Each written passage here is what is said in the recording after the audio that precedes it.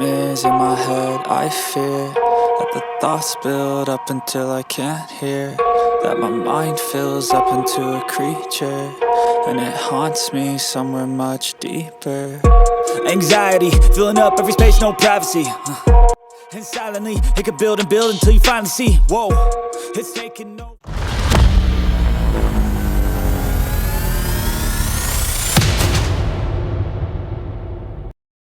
दोस्तों स्टार्ट करते हैं अपनी स्टोरी आगे की तरफ, जिससे आपके मनोविज्ञान पे, आपके दिमाग पे, आपकी ज़िंदगी में असर होगा और आप लाइफ में बहुत अच्छा करेंगे। तो लेट्स कंटिन्यू, इसको शुरू करते हैं। हम जहाँ निर्माण का काम करते थे, वहाँ के फोरमैन हमारे लिए खेद प्रकट करते और हमारी असुविधा को दूर करने व हालात को सहज करने की पूरी कोशिश करते, लेकिन फिर भी वे हमें याद दिलाने से नहीं चूकते थे कि हम जितना काम करते थे उससे भी कम समय में एक आम मजदूर उसके कई गुना ज़्यादा काम कर सकता था। लेकिन यदि उनसे कहा जाता कि एक आम मजदूर 10.5 ऑन्स डबल रोटी, जो कि असल में इतनी भी नहीं मिलती थी, तथा 1/3 पिंट पतले सूप पर प्रतिदिन नहीं जीता था, एक आम मजदूर को उस मानसिक दबाव में नहीं जीना पड़ता था जिसमें उन दिनों हम जी रहे थे। एक आम मजदूर को हमेशा हर वक्त आसपास नाच रही मौत की चेतावनी नहीं मिलती थी। उसे उसके परिवार की जानकारी से अनजान नहीं रखा जाता था, जो दूसरे शिविरों में भेज दिए गए थे या शायद गैस चैम्बरों के हवाले कर दिए थे, तो शायद वे हमारे पक्ष को भी समझ जाते। एक दिन तो मैंने एक दयालु फोरमैन से कह भी दिया था, जितने कम समय में मैंने तुमसे सड़क बनाने का काम सीखा है, अगर उतने ही कम समय में तुम मुझसे दिमाग का ऑपरेशन करना सीख सकते तो मैं पक्का तुम्हारा शागिर्द बन जाता। और वह दांत निकाल कर खी करने लगा। जान की सलामती। उदासीनता दूसरे चरण की प्रमुख लक्षण थी। यह आत्मरक्षा के लिए एक जरूरी तंत्र था। धुंधलाती हुई हकीकत और सारे प्रयास व भाव एक ही कार्य पर केंद्रित, अपनी व अपने मित्र की जान की सलामती। जब भी बंदी शाम को काम से वापस लौटते तो अक्सर उन्हें चैन की एक सांस के साथ यह कहते सुना जा सकता था, चलो एक और दिन बीत गया। ये बंदी गहरे दबाव और लगातार जीवित बने रहने के लिए की जा रही जी तोड़ कोशिश के बीच जी रहे थे। इसके कारण उनका अंदरूनी जीवन मजबूरन साधारण स्तर तक आ गया था। कैंप में ही मेरे अनेक साथी ऐसे थे जो मनोविश्लेषण में प्रशिक्षण ले चुके थे और शिविरवासियों के बीच अक्सर वापसी की बात करते थे, मानसिक जीवन के और अधिक असभ्य रूप की और वापसी। उनकी इच्छाएं और कामनाएं उनके सपनों में साफ रूप से देखी जा सकती थी। बंदी जीवन और भरपेट भोजन की कमी। ये बंदी सबसे ज्यादा किन बातों के सपने देखते थे?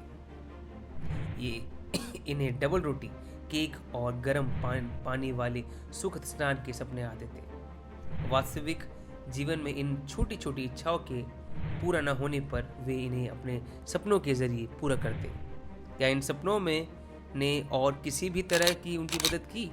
सपने देखने वाला जब उठता तो उसके सामने शिविर की नंगी सच्चाई मुंह बाएं खड़ी दिखती और उसे अपने सपने में भ्रम और शिविर की सच्चाई के बीच एक भयंकर फासला दिखाई देता। मैं उस रात को कभी नहीं भूल सकूंगा जब मैं एक बंदी साथी के कराए सुन उठ बैठा। वह नींद में कोई बुरा सपने देखते हुए बुरी तरह छटपटा रहा था। मेरे मन में हमेशा से ही ऐसे लोगों के लिए गहरी दया का भाव रहा है, जो रातों को डरावने सपने से भयभीत रहते हैं।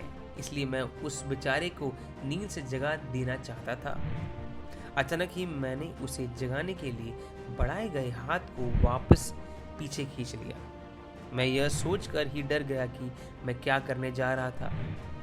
मैं उस एक क्षण में अचानक ही इस तथ्य को प्रति सजग हो गया था कि सपना भले ही कितना भी भयानक क्यों ना हो, वह हमारे शिविर की भयानक सच्चाई से तो बुरा नहीं हो सकता था।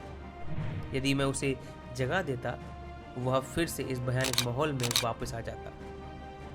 बंदियों को भरपेट भोजन नहीं मिलता था और भोजन पाने की उनकी कुदरती इच्छा ही उस समय उनकी सबसे बड़ी ज़रूरत थी।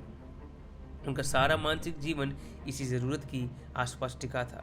आइए हम उन बंदियों के व्यवहार पर गौर करते जिनके आसपास काम के समय निगरानी करने के लिए कोई नहीं होता था।